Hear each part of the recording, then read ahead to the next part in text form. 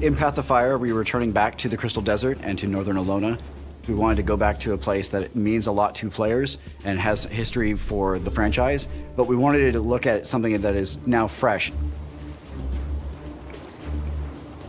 The last time we visited the Crystal Desert was in Guild Wars Nightfall. That was 250 years ago, so a lot has changed in that time. There are iconic locations and landmarks that will be very recognizable for players who are familiar with the Guild Wars franchise, but at the same time, we're building the lore and the story in such a way that if you weren't there for the beginning, it's absolutely fine. We're going to help bring you along for this ride. There's a crisis going on in Alona, in an area that we have not been back to in 250 years. Path of Fire starts with reports that Balthazar has been wreaking havoc in the desert. Balthazar is the human god of war and fire. Last we had heard that the gods had kind of stepped away from Tyria. Human players have been worshiping him since Guild Wars 1. But then he shows up and he's not benevolent, right? He has his own goals and he clearly doesn't care about who gets harmed in the way. Everyone in Alona has the exact same questions. Why are the gods walking amongst us? Does this mean the gods are coming back? We don't know what he hopes to achieve at this point, and that's what you and everyone in the region is trying to figure out. Palawajoko has risen into power. He has brought with him an army of undead, and he has totally warped the culture that is there. The civilians believe that he is their rightful ruler. He is their rightful king. How is this region dealing with these crises? What different powers are taking advantage of the scenario? How are they trying to solve it? And how can you as the player try to help? It's already this volatile mix of different forces in the region.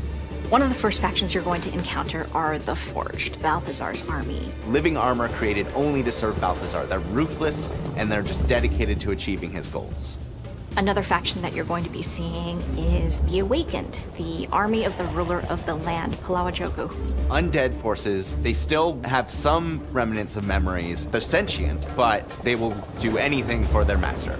You've also got Kralkatork and the Branded. Mindless elemental stripped of their original self by Kralkatork's power. And of course, the player is being asked to, come do the hero thing. So the player needs to form a new coalition here in the desert. Path of Fire has a great combination of old friends and new, who all have very different perspectives on Balthazar. You've got your warriors like Ritlock, and you've got Casimir, and these people all get together to help the commander, the player. Path of Fire is going to bring 5 whole new maps to the game. 5 maps that are bigger than any map we've done before. We'll see things that have shifted the landscape and see things in a very unique way. So when people talk about deserts, they think sand, flat stretches, but that's not actually true, right? It's not just, one massive desert that we're exploring, it's all these different biomes coming together. The maps go tall, the maps go wide, the maps go under and around in places. We've really decided to bring exploration and discovery back to the forefront of Guild Wars 2. There's elements that make each map unique, but we've also got elements that kind of tie all the maps together. We're going to have bounties now that players can hunt dangerous creatures that have been threatening the people of Alona, world events, bosses. With the mounts, of course, we're going to have races, content both old and new to get players engaged. In Path of Fire, we really wanted to get back to the roots of what made Guild Wars 2 unique and fantastic. People who are playing through the main story will really enjoy both the depth and the breadth of experiences they are able to have. The interesting characters who, if they go just a little bit further, they'll run into. Massive maps that are fully explorable, freedom that we haven't necessarily seen as in-depth as when we launched with the original Guild Wars 2. There's some really cool surprises we're building in. I want them to find this world as exciting and interesting and complex as anything we've ever created.